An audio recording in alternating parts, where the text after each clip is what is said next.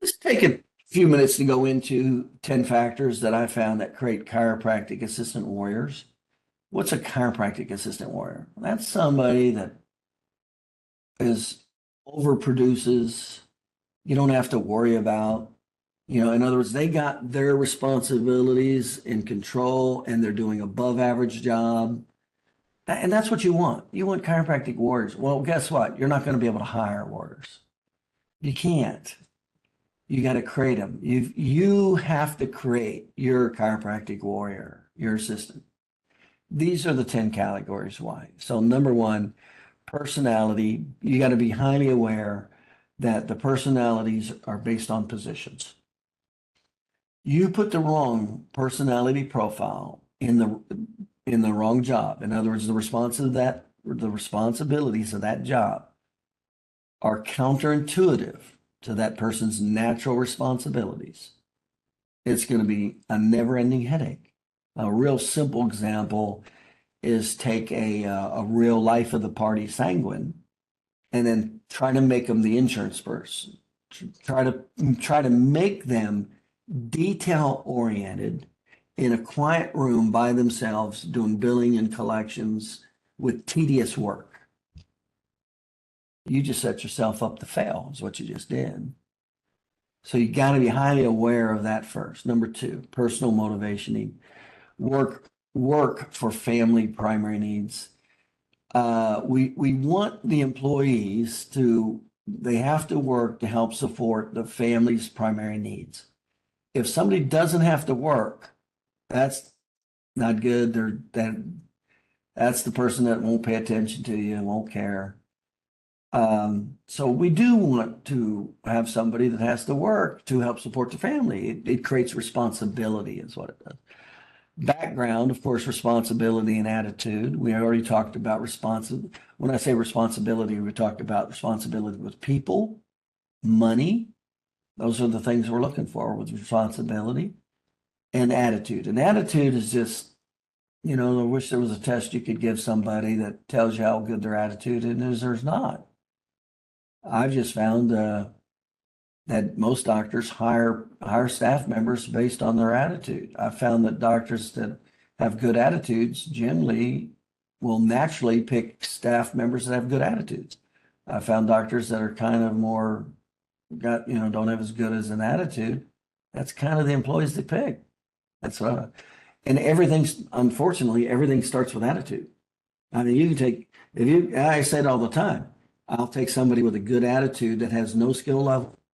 I'll take that person every day over somebody who has a bad attitude with high skill level because that person's limited. That person's going to be very limited. I'm totally unlimited when I have somebody with a good attitude. When I have somebody who's willing and has a good attitude, it's unlimited where we can take this business and what we can do. So I pay a lot of attention to that. You surround yourself with staff members and employees who have bad attitudes, it's going to directly, regularly impact and limit your ability to grow your business. Even if you don't want to grow your business, just having stability in your business, just the satisfaction of having stability and security in your business. And that means a lot. Training, the 4 stages of training. So you definitely have to be aware of the 4 stages of training. All my staff members knew personality profiles. I trained them in it so they could get along with each other better and understand each other better. They could understand patients better. Same with the 4 stages of training. All my staff members knew the 4 stages of training. They knew whatever it is we were going to do, they knew exactly the steps we were going to do to take it from unconscious incompetence to conscious unconscious competence. They knew exactly the steps it was going to take. They could teach you the steps. That's what your staff members be able to do. You should know that. You should teach it to them. They should be at highly awareness. In other words, I would remind them regularly. We're covering something new. I go, hey, don't worry. We're just going from unconscious incompetence to conscious incompetence. Don't worry. So I just put it in perspective. I said, I don't expect you to know this tomorrow. We're just going from this stage. Remember, we're just going from this stage to this stage. And then remember, we're going to do X, Y, Z to take it from this stage to this stage. And then we're going to do X, Y, Z to take it from this stage to that stage. See, the staff knew that. I just had to remind them every now and then, but I trained them. You should be training your staff in how they're going to be trained. Job responsibilities. This is huge. What's called primary, secondary, and tertiary job responsibilities. This creates, first of all, it eliminates so much confusion when you have what's called a primary job responsibility. That's the number one reason they're hired and fired. See, now your staff knows what to pay attention to. And unfortunately, chiropractors don't do this. They'll hire somebody, and the staff members putting out fires all the time. I mean, I get this all the time from staff members. The doctor's like, go do this, okay, do this, because the doctor doesn't have what's called primary, secondary, tertiary responsibilities, and they don't have systems. And that's the staff member that's getting their ass run everywhere, and it wears them out. Staff hate that. We all like stability. We all like to know what's going to happen. That's what happens when you have what's called primary, secondary, and tertiary responsibilities. It creates stability, a lot less confusion. We're going to pay attention to bonuses. Bonuses are only with primary responsibilities, and we're going to attach a need to the bonus. And remember, we want to attach a primary need, whether it's survival or security, with that employee, with their bonus, and tie their bonus with their primary responsibility. You want to get stuff done, do what I just said. Have a primary responsibility, connect that to the bonus, connect that to a primary or secondary need. In other words, when they get their bonus, it helps solve a primary or secondary need. That's huge. Two most common CA problems. Now, you should always be looking for problems. Well, you should all, where do the problems typically happen? What categories? They will happen in the confrontation categories. Confrontation and conviction. When the subject, whatever the subject is that takes confrontation, that's where you're going to be guaranteed you're always going to have your problems. Whatever the subject that takes conviction, you can be guaranteed that's where you're going to have your problems. So that's where I'm always going to be looking for problems. That's where I'm always going to be training. That's where I'm going to be paying attention, because nobody likes confrontation. And if they don't have conviction, they don't like what they're doing. They're not going to be very good at it, and it's going to show in their statistics. So these two categories, we're always going to teach for conviction. And by the way, when you teach conviction, it naturally increases the confrontation.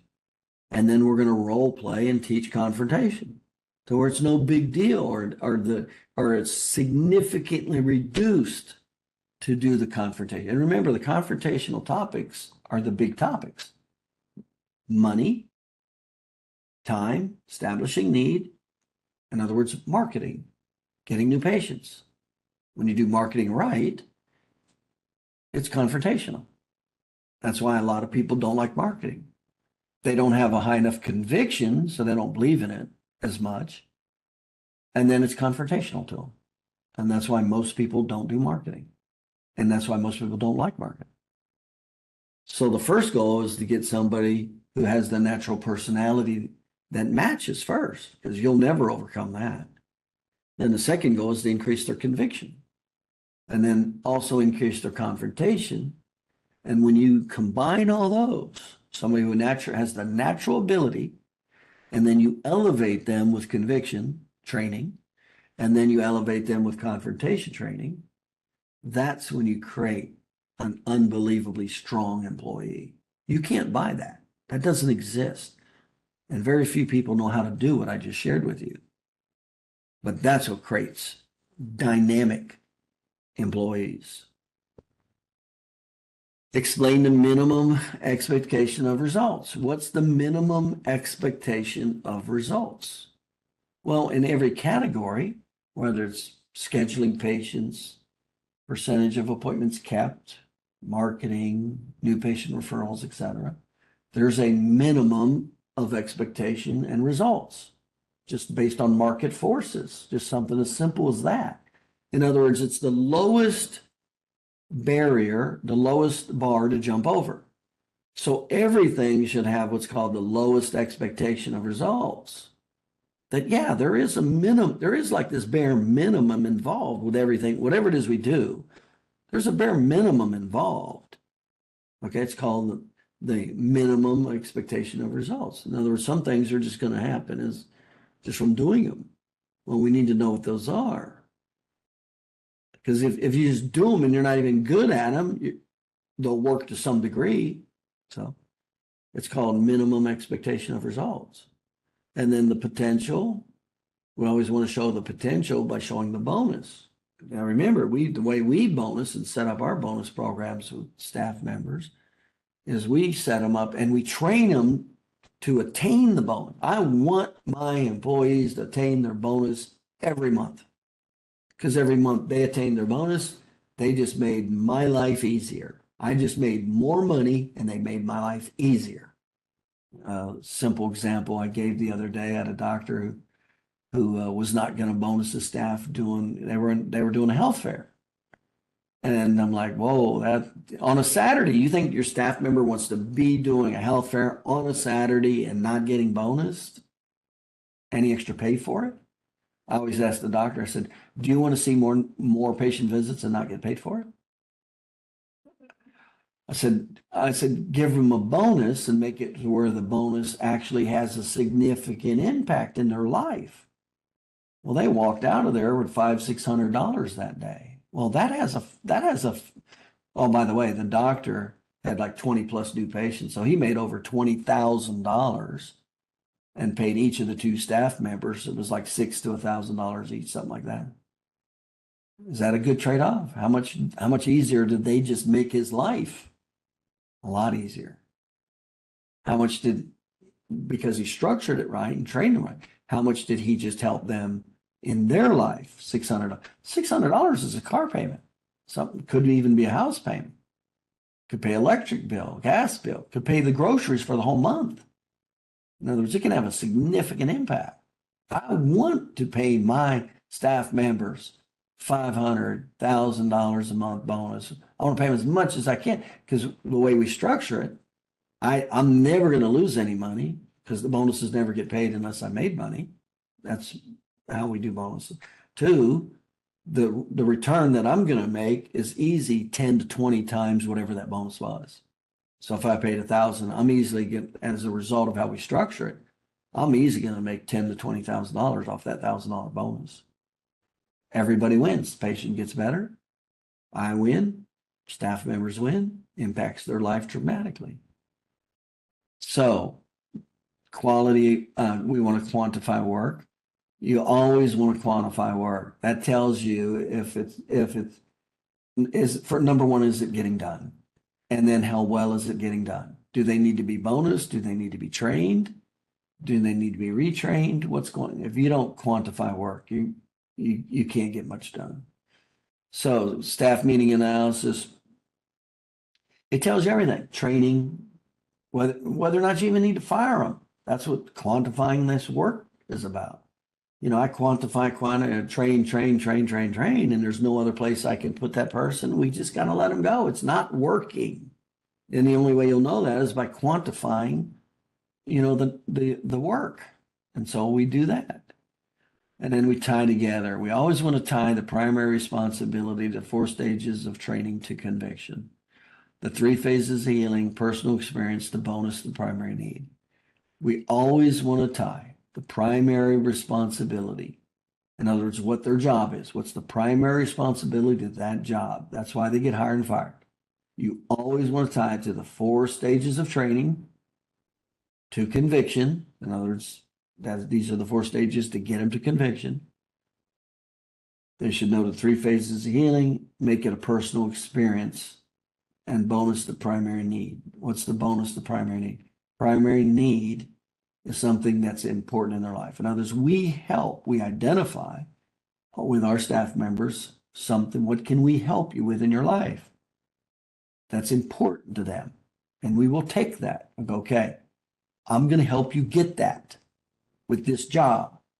You think staff members like that? Yeah.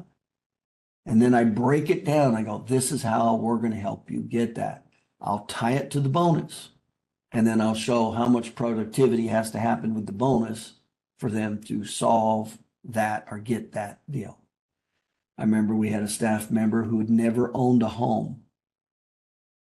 And we did this with her. We figured out, okay, what home you need, how much the price, what was the mortgage, what was the minimum down payment that they would need. We figured out what that was. We tied it to the bonus. We trained her in the bonus, showed her how much she would have to do to make this with the bonus over X amount of time. 9 months later, she made enough money in the bonus to buy the house. Guess how she feels about that doctor? That's what we do. You take care of your people, they take care of you. So these are major issues. Some of the major factors that create what I call a chiropractic assistant warrior. And that's what you need. You cannot just have an employee.